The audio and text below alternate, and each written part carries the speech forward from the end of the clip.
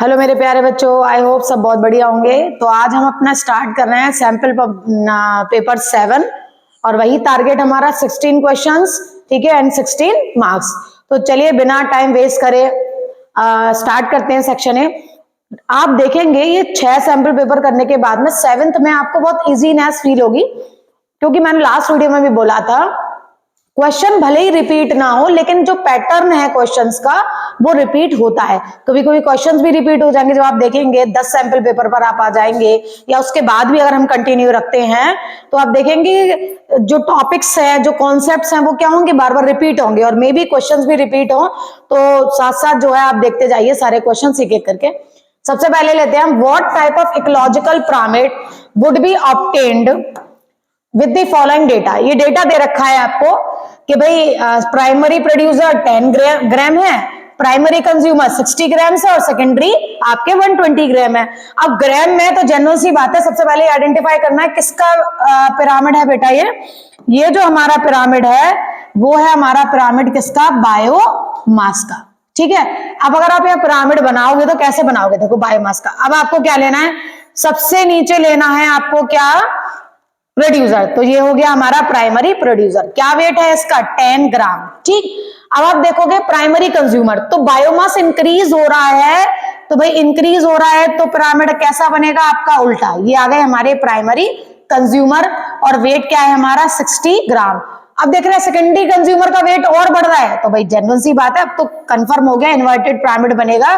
ये हो गया आपका सेकेंडरी कंज्यूमर और वेट क्या है हमारा 120 ग्राम। देखिए एक तरीके से आपका क्वेश्चन पूरा सॉल्व हो गया। अगर 2 नंबर में भी बनाने को आता है तो आप देख सकते हो।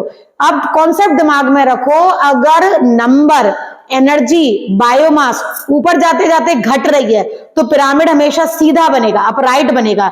लेकिन अगर ऊपर जाते जाते बायोमास नंबर या फिर आपकी एनर्जी डिक्रीज हो रही है तो पिरामिड कैसा बनेगा, अपराइट। तो यहां पर क्या है, inverted pyramid of biomass. Biomass का कैसा पिरामिड है, ये इन्वर्टेड। चाहो तो आप यहां पॉज करके वीडियो को उसको नोट भी कर सकते हो। चलिए आगे बढ़ते हैं हम अपने नेक्स्ट क्वेश्चन पे। क्या कह रहा है हमारा नेक्स्ट क्वेश्चन, नेक्स्ट क्वेश्चन कह रहा है बेटा कि the terminator of the stop codons. Stop codons कौन से होते हैं, एमआरएनए के ऊपर प्रेजेंट वो कोडॉन्स जो कि प्रोसेस को वहीं क्या कर देते हैं, टर्मिनेट, क्योंकि टीआरएनए के पास इसके एंटी कोडॉन्स प्रेजेंट नहीं होते। तो क्या है, इनिशिएट ट्रांसलेशन, नहीं भाई। Do not code for any amino acid, बिल्कुल सही बात, किसी अमीनो एसिड के लिए कोई भी कोड नहीं करते। क्या कहते हैं इनको, ठीक है, टर्मिनेशन कोडॉन्स। और क्या बोलते हैं, नॉनसेंस कोडॉन्स, क्योंकि ये किसी भी अमीनो एसिड या प्रोटीन के फॉर्मेशन में पार्टिसिपेट नहीं करते हैं। नेक्स्ट बढ़ते हैं हम आगे बेटा। One of the XC2 conservation, एक इनमें से कौन सा ऐसा मेथड है जो हम XC2 कंजर्वेशन में यूज करते हैं, सीधा दिख रहा है हमें ऑप्शन, क्रायो प्रिजर्वेशन। हम हैबिटाट से बाहर निकालकर प्रिजर्व करवा रहे हैं तो कौन सा कंजर्वेशन हो गया, XC2। उसमें कौन सा मेथड इंक्लूडेड है हमारा, क्रायो प्रिजर्वेशन। अब आते हैं हम नेक्स्ट टॉपिक पर। अकॉर्डिंग टू ऑपरेंड, सब जानते हैं ऑपरेंड हेल्ड ने थ्योरी पढ़ी है आपने। Which one of the following was not present in the primitive atmosphere of the earth. आपको पता है कि ऑपरॉन का जो कॉन्सेप्ट था कि हमारा केमिकली एवोल्यूशन हुआ है, हम जितने भी लिविंग ऑर्गेनिज्म हैं हम सब नॉन लिविंग मैटर से बने हैं। इस बात को किसने प्रूव किया था, मिलर ने। मिलर्स एक्सपेरिमेंट में प्रूव हुआ था, जहां पर मिलर ने हाइड्रोजन भी लिया था, मीथेन भी लिया था और वाटर वेपर भी लिया था, ऑक्सीजन नहीं लिया था। और आपको ये बात मालूम होनी चाहिए कि हमारा जो प्रिमिटिव एटमॉस्फेयर था वो रिड्यूसिंग था, उस समय फ्री ऑक्सीजन प्रेजेंट नहीं थी। तो हमारा ऑप्शन कौन सा करेक्ट है, ऑक्सीजन। बढ़ते आगे, select the hormone releasing intrauterine devices. बेटा this question is very much important, बहुत इंपॉर्टेंट है।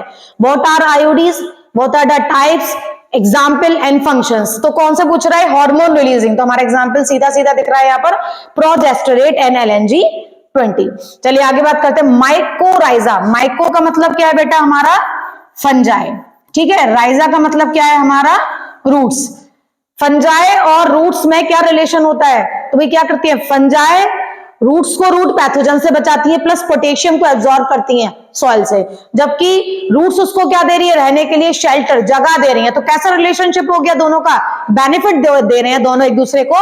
तो the relationship is called mutual relationship और it is also known as symbiotic relationship. चलिए चलते हैं अपनी नेक्स्ट स्लाइड पर और आगे बात करते हैं हम। क्या कह रहा है अगला क्वेश्चन, देखो अगला क्वेश्चन आ रहा है हमारा, when does the growth rate of a population following the logistic model equal 0? Logistic जो हमारा रियलिस्टिक ग्रोथ मॉडल है वो कब 0 आएगा ये पूछ रहा है। ये क्वेश्चन है आपकी, ठीक है। जीरो कब होगा, सीधा, कहीं ज्यादा दिमाग घुमाने की जरूरत नहीं है आपको। ये अगर मैं फॉर्मूला लेकर चलूं बेटा तो हमारे पास dn/dt Rn, ठीक, ये हो गया Rn हमारा 1 है, 1 माइनस n/k, अगर 1 माइनस 1 हो जाए, n/k की वैल्यू क्या हो जाए, 1 हो जाए, तो भाई ये क्या हो जाएगा हमारा, ठीक है, 1 से 1 कट जाएगा, हमारा क्या हो जाएगा ये 0, ठीक है। तो when n/k is exactly 1, जब हमारा n/k हम क्या लगाएं, 1 लगाएं, तो वैल्यू क्या आ जाएगी हमारी, वहां पर 0 आ जाएगी। चलिए बढ़ते हैं आगे। गंगा एक्शन प्लान, इस तरह के क्वेश्चन रिपीटेटिव होते हैं, मैच इट जरूर करके जाइए, ठीक है। गंगा एक्शन प्लान किसने चलाया था भाई, ministry of environment and forest. BT cotton कैसा प्लांट है, इंसेक्ट रेजिस्टेंट प्लांट है, ठीक। राइजोबियम क्या है, नाइट्रोजन फिक्सिंग बैक्टीरियम है, और नोस्टॉक क्या है हमारा, नाइट्रोजन फिक्सिंग साइनो बैक्टीरिया। देखना इसमें से कौन सा करेक्ट ऑप्शन है और उसके अकॉर्डिंग आप टिक लगाना। ट्रांसप्लांटेशन ऑफ टिश्यूज या ऑर्गन का जो ट्रांसप्लांटेशन है to save certain patient, save करता है बहुत सारे पेशेंट को, फिर भी ये फेल हो जाता है क्योंकि हमारा जो बॉडी है वो उन ऑर्गन्स को क्या करती है, रिजेक्ट करती है। किसकी वजह से, अरे भाई याद रखो हमारी बॉडी में क्या है, टी सेल्स, जिनका काम क्या है, to differentiate between self and non self, अपनी सेल और बाहर से कोई जो एंटीजन आया उसमें डिफरेंशिएट क्रिएट करना। और वो कौन सी एंटीबॉडी हमें प्रोवाइड कराती है, CMI, that is cell mediated immunity. So the answer is cell mediated immune response. आगे बढ़ते हैं। The substance given to cancer patients in order to activate their immune system, बहुत सिंपल क्वेश्चन है भाई। Cancer का एक कॉजिंग एजेंट वायरस भी है, और मैंने ऑलरेडी बताया है जब भी कोई सेल वायरस से इन्फेक्टेड होती है तो वो खुद से केमिकल बनाती है, और उसी तरह का आर्टिफिशियल केमिकल ही कैंसर पेशेंट को भी दिया जाता है ताकि उसकी जो सराउंडिंग सेल्स हैं वो वायरस से इन्फेक्टेड ना हो। So this chemical is called alpha interferon. अब आते हैं हम अपने नेक्स्ट क्वेश्चन पर। अगेन मैचेट, मैंने बार बार बोला है मैचेट वाले क्वेश्चन बहुत आते हैं। गोनोरिया, नाइजीरिया गोनोरी, गोनोरिया किससे हो रहा है बेटा, नाइजीरिया गोनोरी से, ठीक। Syphilis, Treponema pallidum, genital warts, human papilloma virus, and AIDS is HIV। Very simple question. आपको यहां पर क्या याद होनी चाहिए, सारी क्या है हमारी, STDs, sexually transmitted diseases. Comment box में बताना सेक्सुअली ट्रांसमिटेड डिसीजेस के 2 और नाम होते हैं, क्या बोलते हैं उनको, ठीक है। मैं चेक करूंगी कि कौन बता पाता है नाम। चलिए आगे बढ़ते हैं हम अपने नेक्स्ट सेगमेंट पर। क्या कह रहा है ये क्वेश्चन भाई, बड़ा अजीब सा क्वेश्चन है, देखते हैं। The basic procedure involved in the synthesis of rec DNA molecule is depicted below। ये दिखाया है कि भाई recombinant DNA बनना है, इसमें एक मिस्टेक है।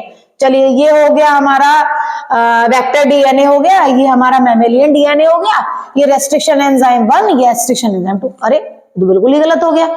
हमें मालूम है कि चाहे हमारा वेक्टर DNA हो चाहे हमारा डिजायर्ड DNA हो, हम दोनों को सेम रेस्ट्रिक्शन एंजाइम से कट करते हैं। तो कौन सा स्टेप गलत हो गया, 2 different restriction enzymes are use, जबकि 2 अलग अलग एंजाइम यूज नहीं होंगे, एक ही तरह का एंजाइम यहां पर यूज होगा।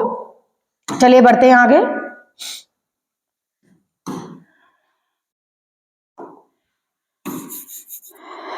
आगे देखते हैं। अब आगे हमारे बच्चों को सबसे ज्यादा परेशान करने वाले क्वेश्चन, असर्शन एंड रीजन।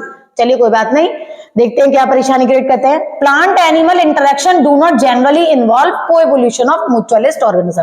कह रहा है प्लांट और एनिमल में जो इंटरेक्शन है वो जो म्यूचुअल ऑर्गेनिज्म है उनमें कोएवोल्यूशन शो नहीं करता। बिल्कुल गलत है भाई, बिल्कुल गलत। आप इतने एग्जाम्पल देख चुके हो जहां पर हनी बी या किसी भी तरह का इंसेक्ट एसोसिएटेड होता है किसके साथ में, प्लांट के साथ में, क्या करने के लिए, पॉलिनेशन, और बदले में वो उसको क्या देता है, नेक्टर देता है, पॉलन ग्रेन देता है, वो भी पोजीशन की जगह देता है। तो असर्शन क्या हो गया हमारा बेटा, wrong. Evolution of the plant and animal go side by side, बिल्कुल भी साइड बाय साइड चलता है। तो हमारा ऑप्शन क्या हो गया, assertion is false, reason is true. Next आते हैं इन कोकस न्यूसिफेरा, कोकोनट में जो कोकोनट का वाटर है वो सेल्यूलर एंडोस्पर्म को रिप्रेजेंट करता है, जबकि व्हाइट कर्नल किसको रिप्रेजेंट करता है? Free nuclear. अपोजिट दे दिया है बेटा, अपोजिट। जो वाटर है कोकोनट वाटर वो रिप्रेजेंट करता है फ्री न्यूक्लियर एंडोस्पर्म को, जबकि कर्नल किसको रिप्रेजेंट करता है? सेल्यूलर को। तो हमारा असर्शन क्या हो गया? गलत। एंडोस्पर्म परसिस्टेंस सब मैच्योर, बिल्कुल बात है। कुछ सीड्स ऐसे हैं जिनमें एंडोस्पर्म उनके डेवलपमेंट तक बचा रहता है। तो again repetitive answer, assertion is false and reason is correct. चलिए next question, the first clinical gene for ADA therapy was given to cure SCID. बिल्कुल सही बात है, एडीए डेफिशिएंसी के लिए दिया गया था, जो कि एक सेवियर कंबाइंड इम्यून डिसऑर्डर है। बिल्कुल सही बात। The normal gene was delivered into patient cell using retroviral vector. It is also correct but it is not explaining, so the answer is B. A genetist crossed two plants and got 50% tall and 50% dwarf progeny. Cross करा, 50% dwarf I, 50% tall I. Is it okay? ठीक है, according to the जैसे भी करा होगा उसने, उसका according ये रिजल्ट आया। This cross follows Mendel law as one of the parent plant might be heterozygous. ये कब फॉलो होगा? जब एक जो पेरेंट प्लांट है वो कैसा हो? Heterozygous. It is also correct but it is not explaining कि कौन सा होगा। ठीक है, कौन सा पेरेंट होगा। तो हमारा क्या हो गया answer? assertion reason are true, reason it not correct the explanation of assertion। यहां पर हमने अपना 7th सैंपल पेपर बेटा कंप्लीट किया है। अगर देखा जाए तो आप मल्टीप्लाई करो 16 into 7। ठीक है, हमने कितने सारे क्वेश्चंस कर लिए अपने एमसीक्यूज के, और क्वेश्चंस ही नहीं, क्योंकि मैं केवल आंसर नहीं बता रही हूं आपको, यहाँ कॉन्सेप्ट भी क्लियर कर रही हूं। तो इतने सारे क्वेश्चंस के साथ साथ हमारे उतने कॉन्सेप्ट्स भी क्लियर हुए हैं। तो ये वीडियोस आप ज्यादा से ज्यादा शेयर करिए, पॉज कर करके देखिए आप बार बार, जेन्युइनली आपको बेनिफिट मिलेगा। क्योंकि हमारा मेन मोटिव ये है कि जहां बच्चे अपने मार्क्स लॉस कर देते हैं, ज्यादातर क्या होता है 2, 3, 4, 5 वाले क्वेश्चन हम अटेम्प्ट कर लेते हैं, दिक्कत हमें केवल इन्हीं में आती है। और जो मेरे प्यारे टॉपर बच्चे हैं वो इन्हीं में 1-2 मिस्टेक करके उनका 100 में से स्कोर 100 नहीं आ पाते हैं, 97, 95, 98 रह जाते हैं। तो मैं चाहती हूँ वो स्कोर भी उनका ना कटे, वो भी उनको फुल मार्क्स मिले, ताकि वो 70 आउट ऑफ 70 या फिर 100 आउट ऑफ 100 ला सके। ठीक है, नेक्स्ट मिलेंगे अब हम सैंपल पेपर 8 के साथ। Till then good bye.